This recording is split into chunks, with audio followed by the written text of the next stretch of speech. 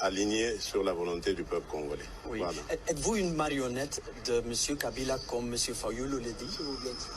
Bon, il a le droit de dire ce qu'il veut, mais je crois que ce que je prouve sur le terrain démontre que je ne suis pas une marionnette. D'abord, j'ai libéré tous les prisonniers politiques, ce que lui n'avait pas fait. J'ai ramené tous les exilés politiques, y compris un de ses adversaires les plus acharnés. Donc je ne crois pas qu'une marionnette peut faire ça. Je suis en train de lutter contre la corruption qui avait caractérisé son système et j'améliore les qualités de la vie des Congolais. Donc c'est clair que je ne suis pas sa marionnette, je suis son allié parce que nous avons décidé de nous mettre ensemble pour diriger le Congo et le diriger autrement. Mais il contrôle la plupart des postes dans votre gouvernement. Oui, mais ça ne veut rien dire, c'est moi qui nomme. Et donc si c'est moi qui nomme, c'est moi qui peux révoquer si le ministre ne fait pas son travail. À revenir au Congo, je sens qu'il y a encore des questions. Ils se demandent est-ce que vraiment cette fois c'est la bonne, est-ce que le Congo a vraiment décollé. Moi je dis oui, le Congo a décollé, nous n'allons plus reculer, nous allons avancer et ce n'est qu'avec les Belges qu'on peut se sentir à l'aise. Parce que la Belgique c'est l'entrée pour l'Europe par rapport à nous les Congolais et ce serait une très bonne chose que les Belges nous aident à nous ouvrir comme ça sur le marché européen. Oui, hier vous avez parlé des antivaleurs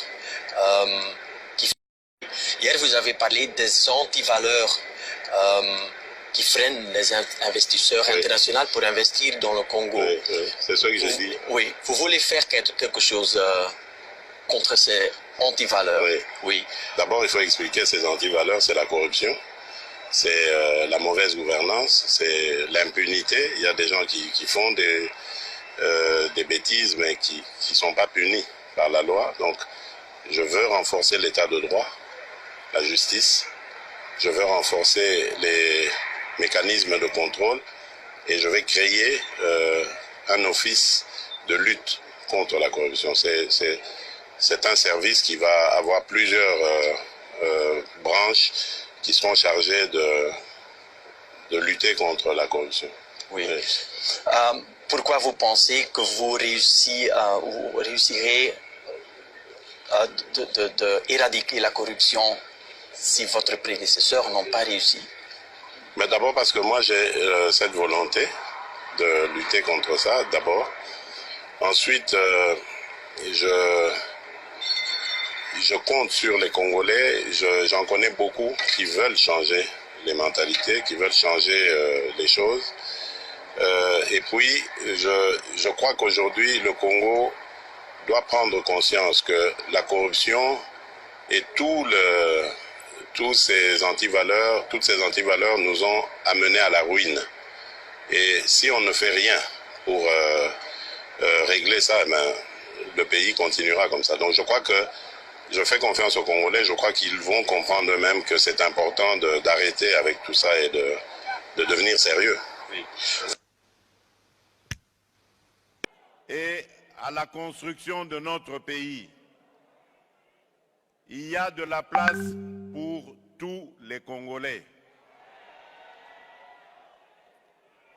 Et pour le marquer davantage, mes premiers signes ont été de libéraliser l'espace politique. Et donc, j'ai pris la décision de libérer tous nos compatriotes qui étaient retenus pour X ou Y raisons politiques dans les cachots de la République.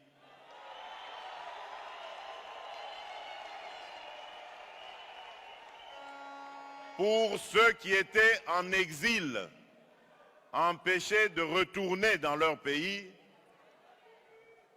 tout le monde est désormais libre de retourner dans son pays.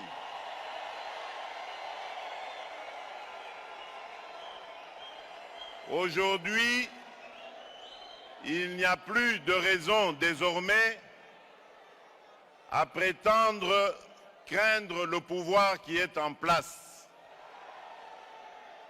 Mais je ne demande pas à revenir incessamment parce que je connais les réalités de la vie à l'extérieur du pays, surtout ici en Belgique. Je connais les engagements professionnels, ce que cela signifie, et je sais que la réinsertion sociale, lorsque surtout on est à la tête d'une famille nombreuse, n'est pas assez facile. Donc prenez votre temps, chers compatriotes, mais n'oubliez pas de rentrer dans votre pays.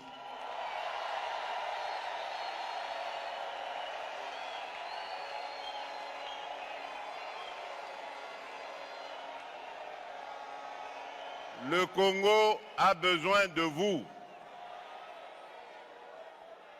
Nous avons plusieurs chantiers en construction. Le premier chantier, c'est celui, bien entendu, de la paix et la sécurité.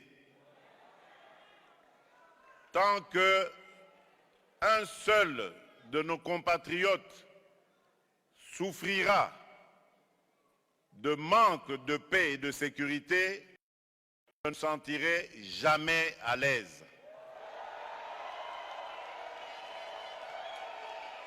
Nous sommes en train de tout mettre en œuvre.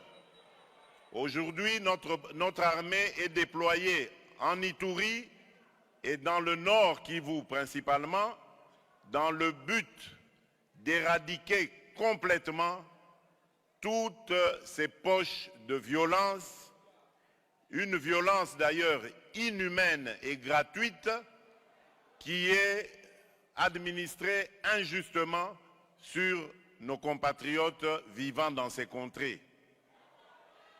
Je n'abandonnerai pas ce combat. Nous sommes à Anvers, l'un des plus grands centres de transaction de diamants du monde.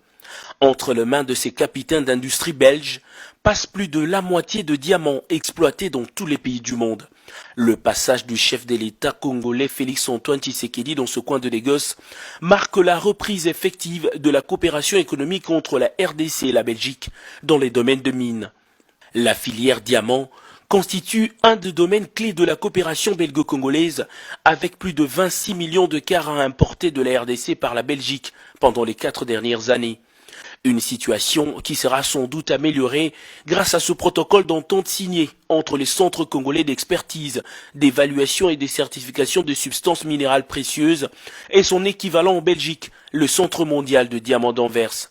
Ce protocole, qui s'inscrit dans une perspective de coopération gagnant-gagnant, vise dans le respect de droits en vigueur de deux pays, le développement d'une relation préférentielle et entièrement transparente. Le chef de l'État Félix-Antoine Tshisekedi lui tient fermement aux retombées de ce partenariat. Je suis conscient que les efforts de mon gouvernement à eux seuls ne suffiront pas pour l'accroissement de la production escomptée. C'est pourquoi les portes de mon pays seront largement ouvertes à ceux qui souhaitent y venir pour investir, car nous regorgeons dans notre sous-sol aussi bien le diamant industriel que celui de joaillerie. Le développement étant un facteur important de la paix et de la sécurité, nous veillerons strictement sur la traçabilité du diamant afin d'écarter toute éventualité que ces ressources ne soient destinées aux groupes armés et autres mouvements terroristes, conformément aux résolutions pertinentes du Conseil de sécurité des Nations Unies. Le président de la République a rassuré à ses diamantaires anversois de sa volonté à protéger les investisseurs qui viendront et travailleront dans les normes. Une autre retombée de la reprise officielle de relations économiques entre la Belgique et la RDC, c'est ce protocole d'accord signé entre le port d'Anvers, considéré comme le premier circuit de transport maritime entre l'Europe et l'Afrique, et la Société congolaise de transport et des ports, SCTP. De ce protocole découleront plusieurs projets de modernisation des ports de Matadi et de Boma. Comme un peu partout où il est passé, le chef de l'État a signé le livret d'or avant de recevoir des symboles de reconnaissance de la part de personnalités et autorités de la ville présentes. Le président de la République, Félix-Antoine Tshisekedi, a visité une grande partie du port d'Anvers au cours d'une randonnée, question de se faire une idée sur les projets liés à la modernisation des ports.